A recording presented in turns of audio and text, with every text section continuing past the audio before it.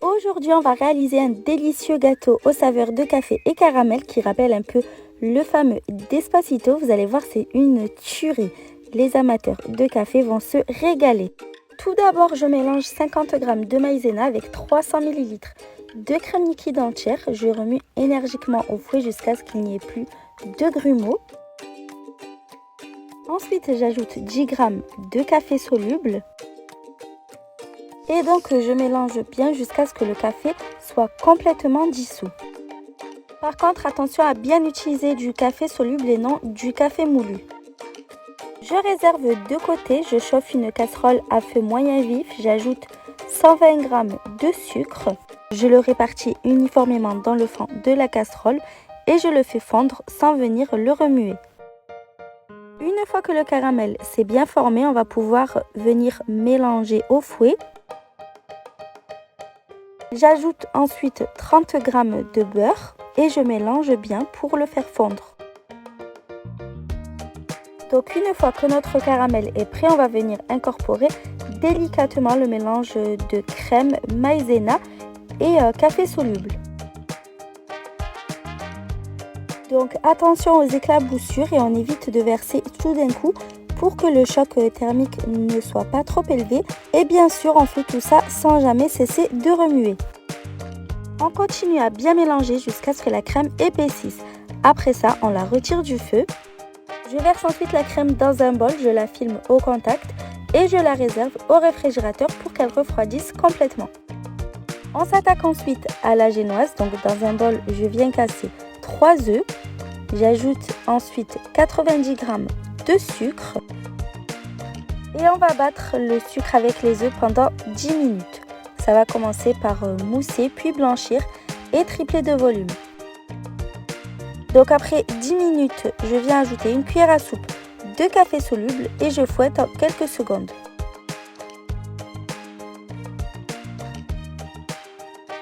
Ensuite, je tamise la farine, 80 g. Je tamise également 15 g de cacao en poudre non sucré. J'ajoute un sachet de levure chimique de 7 g et une pincée de sel. Et on va incorporer les poudres délicatement avec une maryse en soulevant la préparation. Le but étant de ne pas faire retomber les œufs. Et pour terminer, mon secret pour une génoise ultra moelleuse, je mets à la fin 10 g d'huile. Je mélange une dernière fois. L'appareil à génoise au cacao et au café est prêt. J'ai préchauffé le four à 180 degrés. Je viens ensuite beurrer un moule à charnière de 20 cm. Je verse à l'intérieur du moule l'appareil à génoise. Je tapote un peu pour faire remonter les bulles d'air. Et j'enfourne la génoise pendant 20 à 25 minutes à 180 degrés. Pendant que la génoise cuit au four, je prépare un sirop d'imbibage. Donc je chauffe 150 ml de lait avec 40 g de sucre et une cuillère à café de vanille en poudre. Donc je mélange bien le tout et je porte à ébullition. On vérifie la cuisson de la génoise en plantant un cure-dent et si c'est cuit, on retire du feu. Ensuite, on va venir démouler la génoise. Je réserve la génoise sur une grille. Je ne la laisse pas totalement refroidir. Je prépare un cercle à pâtisserie avec un support à gâteau et une bande de rhodoïde. Vous pouvez laisser le gâteau dans le moule à charnière et remplacer le rhodoïde par du papier cuisson.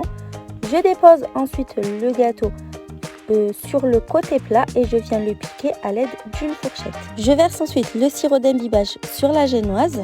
Donc le gâteau est encore chaud ainsi que le sirop d'imbibage. Quand la crème au caramel et au café a bien refroidi au réfrigérateur, je la réserve dans un bol et je viens la fouetter pour la détendre. Je réserve ensuite la crème de côté. Dans un autre bol, je mets 350 ml de crème liquide entière, toujours à 30% de matière grasse minimum, et je la fouette pour la monter. J'incorpore une première partie de crème fouettée dans la crème café et caramel. Je mélange énergiquement. J'ai fini par prendre le batteur pour bien mélanger. Et ensuite, j'incorpore le reste de crème délicatement en mélangeant avec la maryse. Et on obtient une délicieuse mousse au caramel et au café. Je vais ensuite venir verser la totalité de la mousse sur la génoise. Je la répartis uniformément dans le moule, je lisse la surface. Pour la décoration, j'ai pris des amandes effilées grillées et je recouvre la surface du gâteau totalement avec les amandes. Je le réserve ensuite au réfrigérateur 3 heures minimum avant de déguster. Comme vous le voyez, le démoulage se fait super facilement. J'espère vraiment que cette recette vous a plu. À bientôt!